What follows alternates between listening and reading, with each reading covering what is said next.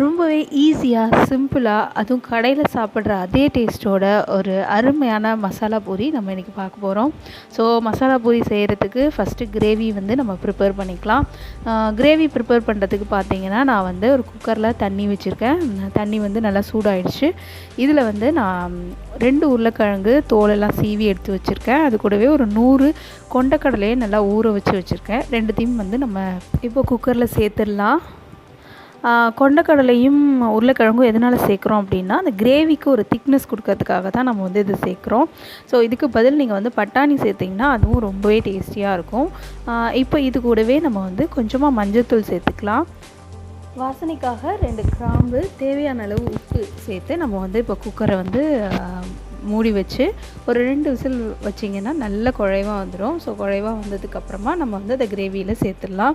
அதுக்கு முன்னாடி நம்ம வந்து கிரேவிக்கு தேவையான மசாலாவை ரெடி பண்ணிட்டு வந்துடலாம்.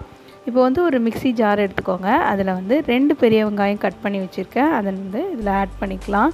அது கூட 2 தக்காளியும் கட் பண்ணி வச்சுருக்கேன். அதையும் இதில் ஆட் பண்ணிக்கலாம்.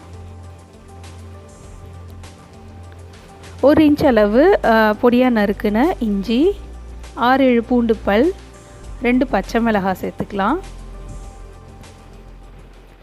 1 கையளவு புதினா, 1 கையளவு கொத்தமல்லி, 2 டேபிள் ஸ்பூன் பொட்டுக்கடலையும் நம்ம வந்து இந்த மிக்ஸி ஜாரில் சேர்த்துடலாம். நம்ம இது எல்லாத்தையுமே வந்து பச்சையாக தான் அப்படியே அரைக்க போகிறோம். இப்போ இது கூடவே 1 டீஸ்பூன் சோம்பு சேர்த்துக்கலாம். இப்போது மசாலாவுக்கு தேவையான எல்லா இன்க்ரீடியன்ஸுமே சேர்த்தாச்சு. இப்போ வந்து நம்ம இதை க்ளோஸ் பண்ணி அரைச்சி எடுத்துக்கலாம். இதை வந்து ஒரு ஃபைன் பேஸ்ட்டாக அரைச்சி ரெடி பண்ணி வச்சுக்கோங்க. இப்போ வந்து நம்ம கிரேவி ப்ரிப்பேர் பண்ணிக்கலாம்.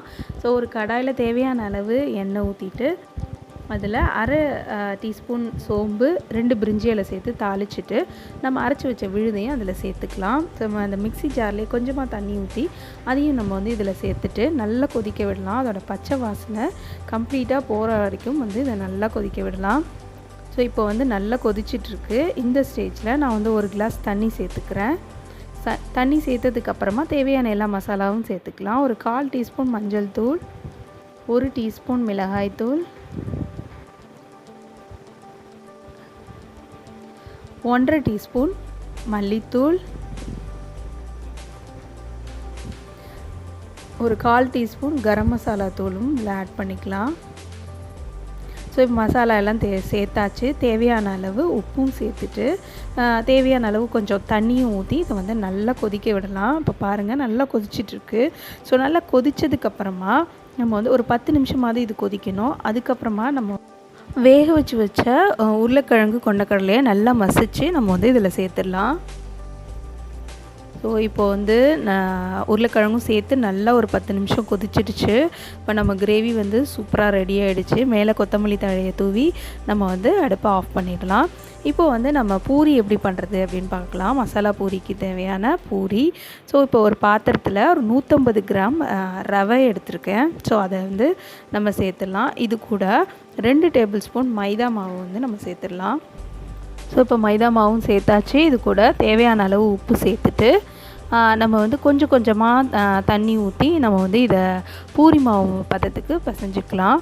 ஸோ இப்போ பாருங்கள் நான் வந்து பிசைஞ்சு எடுத்தாச்சு. ஆனால் பூரி மாவு அளவுக்கு சாஃப்டாக இருக்காது, இது கொஞ்சம் ஹார்டாக தான் இருக்கும்.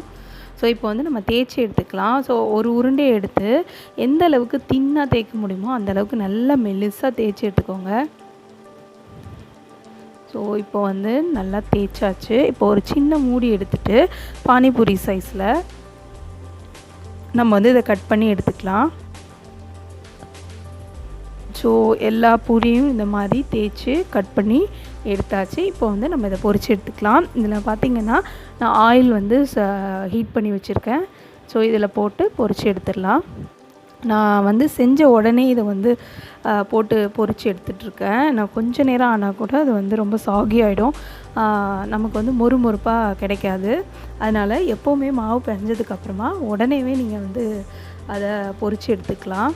ஸோ இப்போ வந்து நல்லா செவந்து வருது. 2 சைடும் திருப்பி விட்டு நல்லா கோல்டன் ப்ரௌன் கலர் வர்ற வரைக்கும் நம்ம வந்து இதை பொரித்து எடுக்கணும். கொஞ்சம் ஒயிட்டாக இருக்கும் போதே எடுத்துட்டோம் அப்படின்னா அது வந்து நம்ம உடைக்கும் போது உடைக்க முடியாது. இப்போ பாருங்கள் நல்லா கோல்டன் ப்ரௌன் கலரில் வந்துடுச்சு. இது மாதிரியே நம்ம வந்து எல்லா பூரியும் போட்டு எடுத்துக்கலாம். இப்போ பூரி எல்லாமே ரொம்ப கிறிஸ்பியாக நல்லா வந்திருக்கு. இப்போ நம்ம மசாலா பூரி எப்படி செய்யுதுன்னு பார்க்கலாம். ஒரு பவுல் எடுத்துகிட்டு ஒரு 3 பூரியை வந்து நல்லா உடச்சி விட்டுக்கோங்க. அது உடைக்கிற அளவுக்கு நல்லா வந்து க்ரன்ச்சியாக இருக்கணும் அந்த பூரி. இப்போ நான் உடைக்காமல் ஒரு 3 பூரியும் அதில் வச்சுக்கிறேன். நம்ம அந்த கிரேவி இதில் ஆட் பண்ணும்போது வந்து அது நல்லா ஊறி சாப்பிட்றதுக்கு நல்லாயிருக்கும். அதனால் கொஞ்சம் உடச்சும் கொஞ்சம் உடைக்காமலும் வச்சுருக்கேன். ஸோ இது கூட ஒரு கையளவு பொரி சேர்த்துக்கலாம். ஸோ இப்போ வந்து நம்ம செஞ்சு வச்சோம் இல்லையா, அந்த கிரேவியை இதில் மிக்ஸ் பண்ணிக்கலாம். தேவையான அளவு கிரேவி வந்து ஊற்றுனதுக்கப்புறமா இதில் வந்து கட் பண்ணி வச்சுருக்க வெங்காயத்தை நம்ம இதில் சேர்த்துக்கலாம். இது மேலேயே கொஞ்சமாக கொத்தமல்லி தழையை தூவினீங்கன்னா நம்மளோட மசாலா பூரி சூப்பராக ரெடி ஆகிடும். ஸோ இந்த லாக்டவுன் பீரியடில் நீங்களும் இதை செஞ்சு பார்த்து எப்படி இருக்குன்னு உங்களோட கமெண்ட்ஸை கூட ஷேர் பண்ணுங்கள். தேங்க்யூ.